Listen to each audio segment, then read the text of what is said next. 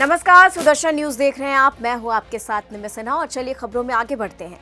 खबर उत्तर प्रदेश के फर्रुखाबाद से है, जहां पर युवक ने कानून व्यवस्था की धज्जियां उड़ाई हैं। बता दें कि सरकारी पिस्टल लहराते युवक का सोशल मीडिया पर वीडियो वायरल हो गया। सोशल मीडिया अकाउंट में एक युवक ने थाना कमालगंज थाने की सरकारी पिस्टल के साथ वीडियो वायरल देखा गया। असलहे के साथ युवक के वीडियो वायरल होने पर पुलिस महकमे में हड़कंप मच गया। युवक थाने में पुलिस कर्मियों के साथ घूमता दिखाई पड़ा। वहीं पुलिस जीप में और पुलिस कर्मियों के साथ दबिश भी देता है। गौरतलब है कि युवक कमालगंज थाना क्षेत्र में आतंक व्याप्त है। थाने में बैठ वो दलाली भी करता था, जहां पुलिस कर्मियों के लिए पीड़ित लोगों से जो है वो मामला भी सामने आया और इस मामले को लेकर अपर पुलिस अधीक्षक संजय कुमार से बातचीत भी हुई है। उन्होंने बताया कि मामले की जांच पड़ताल की जा रही है। यूपी के वाराणसी से खबर है, जहां पर प्रदेश के कैबिनेट मंत्री और राष्ट्रीय अध्यक्ष ओम प्रकाश राजभर ने वाराणसी के सर्किट हाउस में पत्रकारों से बातचीत की। इस दौरान बातचीत में उन्होंने कहा कि चुनाव में जनता मालिक है, वहीं जनता वोट देती है और 8 तारीख को जब गिनती होगी तब दूध का दूध और पानी का पानी हो जाएगा। उन्होंने ये भी कहा कि कथनी और करनी में अंतर होता है। आगे क्या कुछ कहा, देखिए। जनता मालिक है, जनता वोट दे रही है और 8 तारीख को गिनती होगी, दूध का दूध पानी का पानी हो जाएगा। कहने से और करने से अंतर होता है। केजरीवाल ने आरोप लगाया कि पुलिस वहाँ की पुलिस जो है बीजेपी कार्यकर्ताओं की तरफ व्यवहार कर रही है। तो ये तो उनकी बात से लग रहा है कि उनकी हताशा और निराशा बोल रहे हैं। फिर क्या लगता है किसके किस बीच में फाइट है? देखिए, वहाँ 2 ही पार्टी लड़ रही है ना। कांग्रेस लड़ाई से बाहर है, बीजेपी और आम आदमी पार्टी 2 ही पार्टी वहाँ लड़ रही है, जो आपस में चर्चा कर रहे हैं। तो केजरीवाल जी अपना ही कह रहे हैं कि हताशा और निराशा भी बोल रहे हैं और आशा भी बोल रहे हैं। दोनों बात तो वही बोल रहे हैं। मिल्कीपुर में भी चुनाव हो रहा है। देखिए, मिल्कीपुर का चुनाव एनडीए प्रत्याशी के पक्ष में है। यहाँ भी वही हताशा निराशा विपक्ष के लोग बोल रहे हैं। और हम अपनी भाषा में कहें ना तो देखिए, मिल्कीपुर सत्ता पक्ष के लोग दुधारू गाय लेके घूम रहे हैं, विकास रूपी दूध के लिए दुधारू गाय। अब विपक्ष के पास ठाठ गाय है, तो जनता दूध चाहती है, विकास रूपी दूध, तो ठाठ गाय के लग के जाइए। समझ रहा ना। अगर रोने से वोट मिले तो पूरे समाजवादी पार्टी के लोग लखनऊ से दिल्ली तक बैठ के रोना शुरू कर दे, सब उनको वोटवा एक तरफा दे देंगे। महाकुंभ में भी भगदड़ को लेकर लगातार जुबानी जंग जारी है। सपा अध्यक्ष भी कह रहे हैं और योगी जी कह रहे हैं, तो क्या लगता है कौन सच बोल रहा है? देखिए, सरकार के पास जो आंकड़े थे, सरकार ने अपना आंकड़ा प्रस्तुत किया। यदि विपक्ष के पास आंकड़ा है, वो कह रहे हैं कि ये गलत आंकड़ा है, तो उनका संगठन है। विपक्ष का किसी का देश में संगठन है, किसी का प्रदेश में संगठन है, तो वो नाम, गांव, ब्लॉक, जिला, प्रदेश इकट्ठा करके आप लोगों को बुला करके देते कि भाई देखो, मेरे पास ये आंकड़ा है, इस गांव का ये व्यक्ति है, इस जिले का रहने वाला है, इस प्रदेश का रहने वाला है, सरकार का ये आंकड़ा है, गलत है, हम जो दे रहे हैं ये आपके सामने सही है, इसकी जांच सरकार करा ले, तब माना जाए ना। कि खाली छुच्छी फायर करने से बात नहीं बनेगी ना, साक्ष्य और सबूत। के चुनाव की तैयारी भी शायद आप इससे कुछ। देखिए, हम हमेशा चुनावी मूड में रहते हैं। हम इस समय जल्दी चुनाव बिहार होने जा रहा है, 6 महीने बाद चुनाव होगा, तो हम बिहार में इस समय ज़्यादा अपना काम कर रहे हैं। उसके साथ साथ यूपी, हम हमेशा चुनाव के ही मूड में रहते हैं। चाहे जब चुनाव हो, हम अपने मतदाताओं को, वोटरों को, उनके बीच में आना जाना, संगठन का काम करना बराबर करते हैं। खबर उत्तर प्रदेश के बस्ती से, जहां बस्ती डीएम के आदेश के बाद कब्र से लाश निकाली गई। मौके पर एसडीएम ने कब्र से बॉडी निकलवाई और परीक्षण के लिए भेज दिया। इसी के साथ बताया जा रहा है कि मृतक लक्ष्मी देवी को आनन फानन में दफनाया गया था। वहीं मृतका के परिजनों ने पीड़ित बेटी के गर्भावस्था में होने की बात भी कही है। पुलिस ने बॉडी परीक्षण के लिए जिलाधिकारी से आग्रह किया। इसी के साथ मोहम्मद इस्लाम के साथ मृतक लक्ष्मी देवी रहती थी और इस्लाम पॉक्सो एक्ट में जेल काट चुका है। 31 जनवरी को मृतक लक्ष्मी देवी बॉडी दफनाई गई थी। बॉडी के परीक्षण के बाद बड़ा खुलासा हुआ और पूरा मामला रुधौली थाना क्षेत्र के सुखिया ग्राम का बताया जा रहा है। थाना रुधौली में ग्राम सुगिया के ग्राम चौकीदार द्वारा हमें एक सूचना प्राप्त हुई कि ग्राम में रहने वाली एक महिला नाम लक्ष्मी की संदिग्ध हालत में मृत्यु हो गई है। उसकी फौरी सूचना के आधार पर हमारे द्वारा त्वरित कार्रवाई करी गई है। जिलाधिकारी महोदय से अनुमति लेने के बाद शव का उत्खनन करा के उसे पोस्टमार्टम के लिए भेजा जा रहा है। परिवार की तरफ से कोई लिखित आख्या प्राप्त नहीं हुई है। लिखित तहरीर मिलते ही हम उचित विधिक कार्रवाई के लिए अग्रसर। यूपी में चंदौली जिले के निवासी और मुगल सराय के प्रसिद्ध दुकानों से मिठाई के नाम पर जहर परोसा जा रहा है। आपको बता दें, इसको लेकर जिले के खाद्य सुरक्षा अधिकारी ने जानकारी दी। दरअसल मिठाइयां आपके और आपके परिवार की जिंदगी में कैंसर जैसी खतरनाक बीमारी पैदा कर सकती है। दुकानों से लिए गए सैंपल की जांच में पता लगा कि इन दोनों दुकानों की मिठाइयां खाने के लिए अनसेफ है। दरअसल ये शिकायत दीपावली के आसपास की है, जब एक ग्राहक ने रसकुंज जैसे चर्चित मिठाई की दुकान के खराब मिठाई की शिकायत अधिकारियों को दी थी। मुगल सराय में हमने दीपावली के आसपास जो है रसकुंज में और क्षीर सागर में कार्रवाई की थी। वहाँ पे तो वहाँ पे जो उनकी बर्फी है वो अनसेफ आई है और क्षीर सागर का पनीर भी अनसेफ आया है। सर, इनसे खाने से जैसे कौन कौन बीमारियों को दावत दे सकता है? इसमें जो मिलावट होती है तो खाने से मतलब जनरली तो पेट की प्रॉब्लम होती है, मतलब पेट में आपको फूड पॉइजनिंग हो सकती है या दस्त की डाइसेंट्री प्रॉब्लम भी हो सकती है और लंबे समय तक खाने में इसमें कैंसर का खतरा बढ़ जाता है। किस तरह की कार्रवाई अब की जाएगी? इसके लिए हमने जो है फाइल बना के लखनऊ मुख्यालय को भेज दी है, तो वहाँ से आयुक्त स्तर से मुकदमे की सैंक्शनिंग मिलेगी। इसमें फिर बाद में लोग मुकदमा करेंगे। फर्रुखाबाद में पुलिस को बड़ी सफलता हाथ लगी, जहां गोली मारकर लूट करने वाले 2 आरोपी पुलिस मुठभेड़ में गिरफ्तार किए गए। वहीं थाना प्रभारी राजेपुरा योगेंद्र सोलंकी ने वाहन चेकिंग करते समय बिना नंबर प्लेट की कार को रोकने का प्रयास किया था। कार सवार बैरियर तोड़कर भागने लगे। पुलिस टीम पीछा करती रही और सवार बदमाशों ने फायरिंग भी शुरू कर दी। पुलिस ने जवाबी फायरिंग में 2 को गिरफ्तार किया। पुलिस फायरिंग में सुमित यादव निवासी जैथरा एटा के पैर में गोली लगी। अपर पुलिस अधीक्षक संजय कुमार ने बताया कि पुलिस मुठभेड़ में शिवम और सुमित को गिरफ्तार किया गया है। पुलिस मुठभेड़ के दौरान 3 आरोपी फरार हो गए हैं। फरार आरोपियों की तलाश की जा रही है। कल देर रात और अर्ली मॉर्निंग आज के सुबह थाना राजेपुर पुलिस द्वारा चेकिंग की जा रही थी। उसमें एक वाहन जो स्विफ्ट डिजायर थी वो क्रॉस कर रही थी। जब उसको रोकने का इशारा किया तो उसने बैरियर जो पुलिस द्वारा लगाई गई थी बैरियर तोड़ के भागी। जब पुलिस ने पीछा किया तो फायरिंग की। फायरिंग पुलिस पार्टी द्वारा फायरिंग की गई, जिसमें जवाबी कार्रवाई में एक बदमाश जिसका नाम सुमित यादव है वो घायल हुआ, जिसका इलाज चल रहा है। एक अन्य बदमाश है वो गिरफ्तार कर लिया गया है। 3 अन्य बदमाश रात का मौके का फायदा उठा के भागे, उनकी गिरफ्तारी के प्रयास किए जा रहे हैं। जब इन बदमाशों से कड़ाई से पूछताछ हुई तो इन्होंने बताया कि जो 1 तारीख की घटना हुई थी लूट की राजेपुर में, जिसमें मुकदमा लिखा गया है, उसके ये अभियुक्त थे और उस घटना से संबंधित जो कार है जिस चोरी लेके भागे थे वो कार बरामद हुई है। 2 मोबाइल हैं, 2 तमंचे हैं, कुछ कारतूस है, कुछ अन्य कागजात है, ये सब सारे बरामद हुई हैं और अन्य विधि कार्रवाई की जा रही है। सर, ये तमंचे जो बरामद हुए हैं कहाँ से लाते हैं, कुछ ऐसा कुछ बताइए। देखिए अभी पूछताछ जारी है, क्योंकि 2 तमंचे मिले हैं। जो बदमाश एक बदमाश तो घायल है, उससे भी पूछताछ नहीं हो पा रही है। जो दूसरा बदमाश है आपके सामने भी हमने कुछ बातचीत की है, उसने कुछ बातें बताई हैं। कुछ बातें ऐसी हैं जो कि निकल के आएगी तो आपसे और शेयर की जाएगी। इसमें सर मेन अभियुक्त कौन है? मेन अभियुक्त में सुमित यादव है जो कि मुख्य अभियुक्त है और उसने ही फायरिंग की थी, उसने ही गोली मारी थी। उस बात को उसने स्वीकार भी किया है। ये बदमाश कंपिल की भी एक घटना लूट में वांटेड था, वहाँ की भी घटना। इसके खिलाफ करीब आधा दर्जन मुकदमे हैं और मुकदमे दिखवाए जा रहे हैं जनपद के। ये जो गैंग है अंतर जनपदीय है।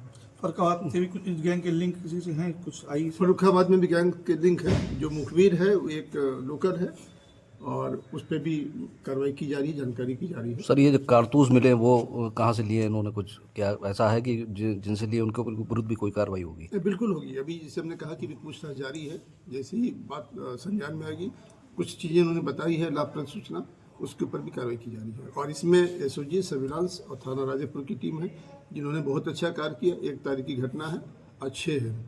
तो सर कुछ इनाम घोषित है? इनको जो है पुलिस अधीक्षक महोदय से हम लोगों ने बात की है, 25,000 का इनाम उन्होंने घोषित किया है और प्रशंसा इनकी बुरी की गई है। उत्तर प्रदेश के लखनऊ में गोसाईगंज के बकास और दिलारमऊ में अवैध प्लॉटिंग पर चला एलडीए का बुलडोजर। बता दें, महेंद्र शुक्ला, विशाल शुक्ला, एसके गुप्ता और दुर्गेश सोनी की अवैध प्लॉटिंग पर एलडीए ने ध्वस्तीकरण किया है। फर्रुखाबाद नगर पालिका के फतेहगढ़ क्षेत्र के सभासद नरेंद्र यादव पर दबंगों ने हमला किया, जहां से बाल बच गए। और बता दें, ढाबे पर खाना खाते समय दबंग विमल यादव राजन ने फायर की, जहां पुरानी रंजिश के चलते दबंग विमल यादव राजन विवाद कर दिया। ढिलाबल के पास ढाबे पर मीरपुर के दबंग बिमल यादव राजन ने फायरिंग की। मोटरसाइकिल से आए दबंगों ने सभासद नरेंद्र यादव पर फायरिंग की है। वहीं मौके पर पहुंची पुलिस को घटना स्थल पर खोखा कारतूस भी मिला। इसी के साथ जहां दबंगों को दबंगई का वीडियो सोशल मीडिया पर वायरल भी हो गया है। थाना मऊदरवाजा क्षेत्र की बघार चौकी क्षेत्र का बताया जा रहा है। उत्तर प्रदेश के मुरादाबाद में मुख्य चिकित्सा अधिकारी के कार्रवाई के बाद भी अस्पतालों में डॉक्टर नहीं दिखे, जहां लापरवाही की वजह से निराश होकर वापस मरीज लौट गए। जब शासन के आदेशों के बाद ही मुरादाबाद जनपद में स्वास्थ्य व्यवस्था लचर देखने को मिल रही है। मुरादाबाद के बिलारी सीएचसी बिलारी के उप केंद्र रुस्तम नगर सहसपुर में आए दिन डॉक्टर नदारद नजर आए। निरीक्षण करने पहुंचे सीएचसी प्रभारी हरीश चंद्र ने निरीक्षण किया, जहां डॉक्टर नहीं मिले और जानकारी देते हुए बताया कि चीफ फार्मासिस्ट उपस्थित नहीं मिले, उन्हें स्पष्टीकरण पत्र जारी किया गया। हमारा एक नेशनल प्रोग्राम चल रहा है 100 दिवसीय सघन क्षय रोग खोज अभियान दिनांक 24 दिसंबर 2022 से 24 मार्च 2025 तक 2024 से 24 मार्च 2025 तक चलना है, जिसके अंतर्गत हमारा सेवडारा का लक्ष्य टारगेट के अनुसार जो है कम है। उसके लिए मैंने सभी सीएचओ को, सभी अस्पताल के जो चिकित्सा अधिकारी हैं उनको सेंसिटाइज करने के लिए मैं फील्ड में गया था और देखा कि वहाँ पे हमारी सीएचओ काम कर रही थी सहसपुर में, लेकिन फार्मासिस्ट वहाँ पे अनुपस्थित मिले। मैंने उनको अनुपस्थित करके उनको एक लेटर जारी कर दिया है। उसके बाद मैं सेवडारा गया। सेवडारा में वहाँ पे सीएचओ को सबको सेंसिटाइज किया कि आप लोग कैसे काम करेंगे, कैसे हमारा लक्ष्य प्राप्त होगा, उसके बारे में उनको मैंने समझाया और अधिक से अधिक हम स्क्रीनिंग करने के लिए लोगों को प्रेरित किए। सर, सहसपुर की बात की जाए तो लगातार वहाँ पर जो डॉक्टर हैं वो उन पर क्या कार्रवाई की जाए? देखिए, मैंने उनको अभी जो अनुपस्थित मिली है उनको अनुपस्थित कर दिया है, उनको स्पष्टीकरण मांगा है। स्पष्टीकरण संतोषजनक नहीं रहेगा तो उनके ऊपर कार्रवाई निश्चित है। क्या नाम है उनका डॉक्टर का? चीफ फार्मासिस्ट हैं डॉक्टर। इस समय मौजूद है मुरादाबाद जनपद की बिलारी तहसील क्षेत्र में। बिलारी तहसील क्षेत्र के आप देख रहे हैं प्राथमिक स्वास्थ्य केंद्र, यहाँ पर उपकेंद्र सहसपुर, जो ये उपकेंद्र सहसपुर के नाम से है। बात की जाए तो लगातार सूबे के मुखिया मुख्यमंत्री योगी आदित्यनाथ के निर्देशों की ऐसे डॉक्टर और सरकारी कर्मचारी धज्जियां उड़ाते दिख रहे हैं कि लगातार मरीजों को यहाँ पर निराश होकर लौटना पड़ रहा है। और अपने काम के प्रति जो बात की जाए, लगातार सरकार के अधिकारियों के निर्देश है समय पर अपने स्थान पर पहुँचे, समय पर कार्य करें। लेकिन बात की जाए तो इस अस्पताल में डॉक्टर को या बात की जाए तो मुख्य चिकित्सा अधिकारी को बिल्कुल कान दबाकर बैठे हुए हैं। तो वो लोग अपना पल्ला झाड़ते दिखते हैं, कहते हैं छोड़ दो, और हमने उनसे स्पष्टीकरण मांगा है। बात की जाए तो ये सुदर्शन न्यूज़ चैनल पर हम बिलारी की दूसरी तीसरी बार ये खबर दिखा रहे हैं कि यहाँ पर जब ये डॉक्टर यहाँ से नजारत मिलते हैं, यहाँ सीपी का तेल डॉक्टर बताए गए हैं, जो आप देख सकते हैं मेरे पीछे कि यहाँ पर डॉक्टर साहब नहीं है और मरीज यहाँ इनका बाहर इंतजार कर रहे हैं। और किस तरह ये मरीज यहाँ पर इंतजार कर रहे हैं आप देख सकते हैं कि इन मरीजों को दवा कौन देगा, केवल इस आश्रम में बैठे क्या इन्हें दवाई मिलेगी। लेकिन बात की जाए तो यहाँ ये जो महिला है अपने बच्चों के साथ आई है अपने घर का कारोबार छोड़ के, लेकिन यहाँ पर डॉक्टर ना होने की वजह से निराशा में इन्हें बैठना पड़ रहा है। अब यहाँ पर जो एक कर्मचारी मौजूद है, मैं उनसे बात करूँगा, उनका पद जानकर उनसे पूछूंगा क्या पूरा मामला है। क्या नाम आपका? मेरा नाम विनोद कुमार है सर। अच्छा विनोद जी, आप कहाँ काम करते हैं? मैं यही काम करता हूँ। किस पद पर काम करते हैं? मेरा जो है सीपर पद है। अच्छा तो ये बताइए, अब ये मरीज बैठे हैं, दवाई कौन देगा? अब दवाई तो डॉक्टर नहीं है तो डॉक्टर देंगे साहब, हमारा तो काम नहीं है दवाई देने का। अच्छा जी। अच्छा, ये तो कई बार ऐसा हो चुका है कि ये कई बार हो चुका है, ये हो चुका है। अच्छा, तो इन पर कोई मतलब कोई कार्रवाई हुई है आज तक? सर ये तो जो है अधिकारी लोग जाने कार्रवाई के लिए। अच्छा, आज यहाँ पर कोई आया लेकिन निरीक्षण के लिए? आए थे यहाँ जो है हमारे जो है चिकित्सा अधीक्षक महोदय आए थे। अच्छा, तो वो निरीक्षण करके गए हैं। अच्छा, और हफ्ते लगा गए हैं। तो आपने देखा यहाँ पर चिकित्सा अधीक्षक की बात जो की जा रही है, हरीश चंद्रा जी, वो यहाँ पर आए थे और निरीक्षण करके चले गए। लेकिन हमने में आप समय देख सकते हैं 12:10 का समय है, जो कि यहाँ पर आज पूरा दिन है, कोई अवकाश नहीं है। लेकिन लगातार की तरह ये डॉक्टर साहब अपने कार्यालय से, अपने ऑफिस से यहाँ गायब नजर आ रहे हैं और मरीजों को निराशा के कारण यहाँ से वापस लौटना पड़ेगा। और जो मरीज यहाँ पर बैठे हैं उनको भी वो दवाई नहीं मिल पा रही है। अब मैं उनसे पूछूंगा मरीज से कि क्या उन्हें दवाई मिली या अब यहाँ से वो कैसे जाएगी। क्या नाम है आपका? अच्छा, तो अब आप कहाँ पर आई हैं? दवाई लेने के लिए आए। अच्छा, तो आपको यहाँ पर कोई मिला? अब कोई नहीं मिला। तो अब कहाँ से दवाई लेंगी, क्या होगा? अब कहीं और सी लेंगे, फिर क्या करेंगे ना डॉक्टर साहब। तो इसको आप क्या समझेंगी, सरकार की जो चीज़ है डॉक्टर के लिए क्या है? ना देना बैठ रहे तो दवाई नहीं मिल रही तो ये लापरवाही माने। तो आपने सुना खुद मरीज की जुबानी कि यहाँ पर अगर डॉक्टर नहीं है तो ये एक लापरवाही है। बात की जाए तो मुख्य चिकित्सा अधिकारी की गाड़ी जिले में लगातार दौड़ रही है, और लेकिन क्या कार्रवाइयाँ हो रही हैं ये किसी को नहीं पता है। बात की जाए मुख्य चिकित्सा अधिकारी कुलदीप सिंह को फोन मिलाया जाता है तो उनका फोन नहीं उठता है, और वो कभी मिलते भी हैं तो अपने बहाने टाले मारकर और अपनी बात काट लेते हैं। अब देख रहे हैं हमारी खबर पर क्या संज्ञान लिया जाएगा और ऐसे भ्रष्ट और लापरवाह अधिकारियों के खिलाफ क्या कार्रवाई की जाएगी। Sumit Tandon, social news, Bilaspur. उत्तर प्रदेश के बस्ती शिक्षा व्यवस्था की बदहाली और सरकारी योजनाओं में हो रहे घोटालों की एक और बानगी सामने आई है। जिले के कई अनुदानित विद्यालय कागजों में शिक्षा दिखाकर सरकार से धन ऐंठ रहे हैं। कागजों में दर्ज बच्चों की संख्या दिखाकर उनके हिस्से का भोजन, फल, दूध और पोषण सामग्री स्कूल प्रबंधन और संबंधित अधिकारी डाल रहे हैं। नहीं, आप ही लोगों के माध्यम से अभी हमें संज्ञान में आया है, तो हमने खंड शिक्षा अधिकारी को भी बोल दिया है कि वो विद्यालय का निरीक्षण करें कि वो मान्यता कब की है, अस्थायी मान्यता है या उसकी मान्यता जो है समाप्त हो चुकी है, और यदि है तो क्या उस विद्यालय संचालित हो रहा है, उसमें कितने बच्चे पढ़ रहे हैं, क्या, तो जो भी रिपोर्ट आएगी उसी हिसाब से उसके खिलाफ अगर वो मान्यता है और ऐसा करना है तो उनके खिलाफ उसके मान्यता प्रत्याहरण की जो भी कार्रवाई होगी, या उनके प्रकार जो भौतिक अवसंरचना नहीं है तो उसको नोटिस जारी करके कहा जाएगा कि इसको आप जो भी है सुधार करिए। तो जो भी प्रक्रिया है, जांच रिपोर्ट आ जाएगी तो भी हम करेंगे। सर, कई वर्षों से विद्यालय चल रहा है, क्या ऐसा कुछ सर निर्देश नहीं रहता कि बराबर जिसकी जांच सर की? नहीं, जो भी हमारे पास मान्यता पे जो प्राप्त हैं विद्यालय हैं, उनका यूडाइस पोर्टल पे डाटा रहता है।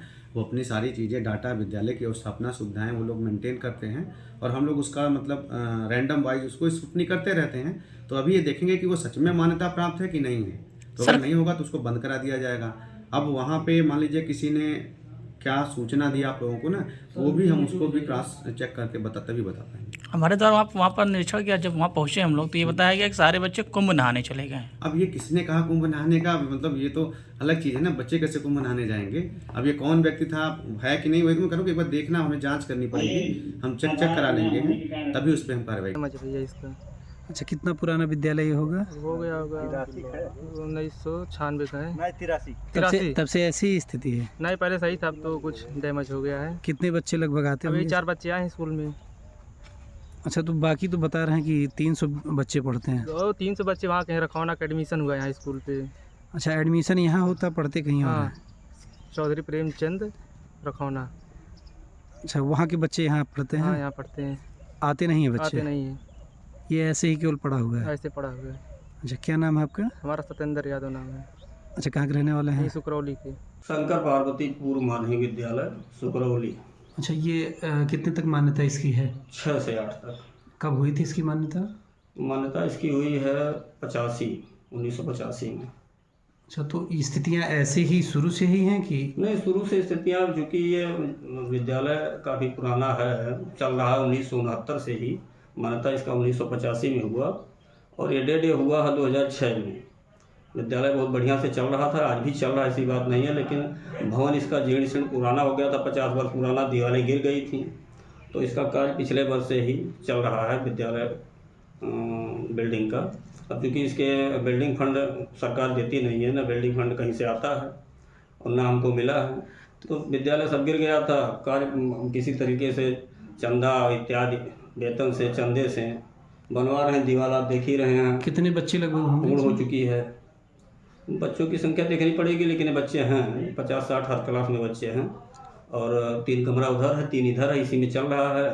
जल्द ही कार्य पूर्ण हो जाएगा किसी तरीके से, चंदे इत्यादि से ये जैसे जो टप्पर का काम होगा। जो बने हुए कमरे भी हैं, जो बन रहे हैं निर्माण में, उसमें झाल झंखाड़ उग गया है क्या? कैसे बच्चे जो बन रहे हैं वो तो झाल वाजिब है, उग जाएगा। करीब 6-7-8 महीने से कार्य चल रहा है, तो दीवारों का कार्य चल रहा है। बीच में भी सफाई इसलिए नहीं की गई है क्योंकि छत लग नहीं पाया है, और न तो टीन इत्यादि कुछ ऊपर से छाया भी है नहीं। उस कमरे में बच्चे पढ़ नहीं रहे हैं, तो वहाँ तो झाल उगना। कितने शिक्षक होंगे यहाँ? अब यहाँ शिक्षक जो थे सब रिटायर्ड हो गए, सेवानिवृत्त हो चुके हैं। एक श्री सिमरन सहायक अध्यापक हैं, एक अनुचर हैं वो प्रेम सागर जी, एक आलोक पांडे मृतक आश्रित अनुचर हैं, एक प्रिंसिपल। अभी इस समय कितने बच्चे आते होंगे लगभग विद्यालय में? विद्यालय में 150-200 बच्चे आते हैं। उत्तर प्रदेश के रायबरेली में यातायात प्रभारी का ट्रांसफर होते ही जिले की ट्रैफिक व्यवस्था ध्वस्त हो गई। सिविल लाइन चौराहे से लेकर सरस चौराहे तक पूरे दिन जाम लगा रहता है। इसी के साथ अगर आपको प्रयागराज हाईवे पर से शहर के अंदर जाना है तो कम से कम 1 से 2 घंटे का समय ज्यादा लेकर निकलें।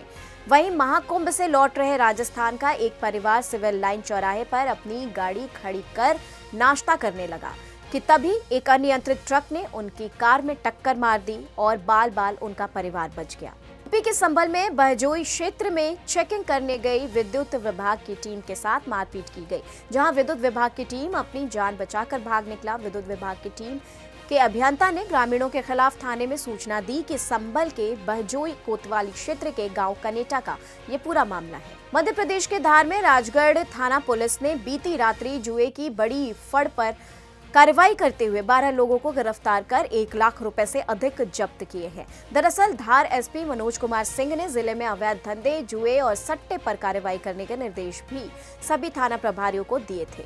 राजस्थान के जोधपुर शहर में स्वास्थ्य सेवाओं के नाम पर नियमों की अनदेखी और अव्यवस्थाएं बढ़ती जा रही हैं, जहां पर हाल ही में सुदर्शन की टीम ने जैन चाइल्ड केयर सेंटर अस्पताल का दौरा किया, जहां पर अस्पताल के बाहर पार्किंग व्यवस्था का भारी संकट और मरीजों की गाड़ियों की भीड़ के कारण सड़क पर जाम भी स्थिति बनती नजर आई। ये समस्या खासकर इलाके के निवासियों के लिए परेशानी का कारण बन चुकी है। इस अस्पताल में मरीजों को इलाज के लिए आते समय न सिर्फ जाम का सामना करना पड़ा, बल्कि अस्पताल के बाहर गंदे नाले का पानी बहता है और इससे बच्चों के स्वास्थ्य पर गंभीर प्रभाव भी पड़ता है। माननीय न्यायालय के निर्देशानुसार जो पार्किंग व्यवस्था के लिए कमेटियां बनी थी, और कमेटियों में जो रेवेन्यू डिपार्टमेंट के, पीडब्ल्यूडी के, मेडिकल के और सभी विभागों को लेकर कमेटियों ने जांच कर जो पूरी रिपोर्ट है